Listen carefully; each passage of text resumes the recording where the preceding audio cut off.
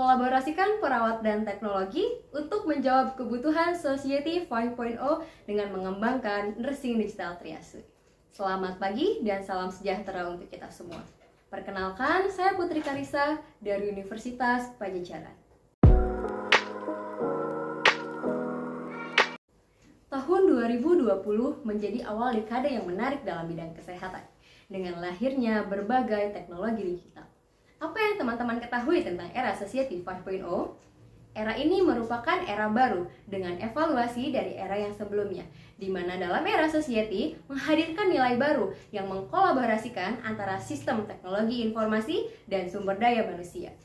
Terdapat 3 komponen utama yang dibutuhkan oleh seorang perawat dalam menghadapi era ini. Yang pertama, kemampuan berpikir kritis terhadap kepekaan sosial. Yang kedua, kemampuan untuk memecahkan masalah bagi dirinya dan orang lain. Dan yang ketiga, kemampuan untuk berkreativitas, termasuk di dalamnya kemampuan menggunakan teknologi. Teman-teman yang berbahagia, berkaitan dengan kejadian pandemi COVID-19, salah satu efek awal yang paling terasa pada sistem perawatan yaitu adanya peningkatan tajam terhadap pelayanan konsultasi medis. Hal ini terjadi karena masyarakat mulai khawatir akan kondisi kesehatannya maupun keluarganya. Sehingga fenomena tersebut telah melahirkan beberapa tantangan pada sistem perawatan. Yang pertama, tenaga kesehatan mulai kesulitan untuk melakukan perawatan secara fokus pada klien yang prioritas karena sebagian besar waktu mereka sudah habis hanya untuk melakukan triase. Yang kedua, peningkatan tajam terhadap permintaan justru akan menimbulkan kerumunan yang pada akhirnya dapat menyebabkan mobilitas tenaga kesehatan menjadi terhambat. Hal inilah yang menyebabkan waktu tunggu pasien menjadi lebih lama, bahkan respon pelayanan menjadi tertunda. Namun sayangnya, kejadian tersebut justru melahirkan isu-isu baru, adanya ketidakpuasan masyarakat terhadap pelayanan kesehatan.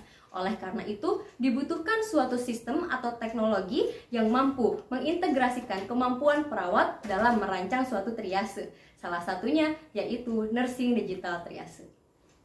Teman-teman yang berbahagia, bila dulu masyarakat akan mendapatkan rekomendasi perawatan harus menempuh perjalanan yang panjang, saat ini masyarakat hanya perlu diam di rumah, mengaktifkan aplikasi atau website, kemudian mengeluhkan gejala atau keluhan yang dirasakan.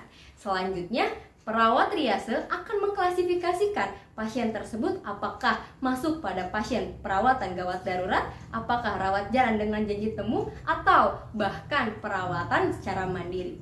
Hal inilah yang menguntungkan sistem tersebut, bagaimana sistem bekerja sebelum pasien tiba di fasilitas pelayanan kesehatan.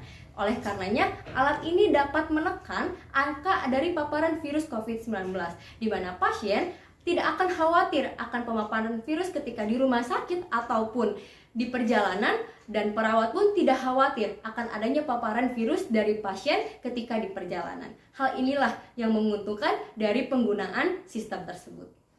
Hadirin yang berbahagia, berbagai kemanfaatan yang ditawarkan oleh teknologi digital triase telah membuat beberapa negara mulai mengalihkan sistem konvensional menjadi digital triase. Salah satunya National Health Service di Inggris.